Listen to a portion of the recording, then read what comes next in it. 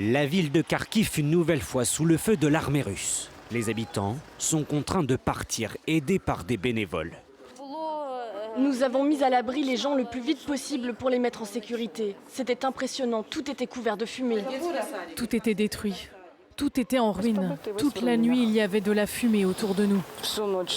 Situé au nord-est de l'Ukraine, proche de la frontière russe, Kharkiv n'avait pas été frappé par une telle intensité par l'armée de Vladimir Poutine depuis le retrait de ses troupes en automne 2022. Une offensive aérienne mais aussi terrestre menée par les Russes qui cherchent à contenir par l'est l'armée ukrainienne pour les empêcher de frapper la ville russe de Belgorod. Le président ukrainien demande une nouvelle fois l'aide de ses alliés. Il est important que nos partenaires soutiennent nos soldats et la stabilité de notre pays en leur apportant du matériel. Ce qui est important, c'est l'envoi d'armes. Je remercie tous les dirigeants qui nous en apportent. Les États-Unis ont annoncé l'envoi de 400 millions de dollars en soutien à l'armée ukrainienne.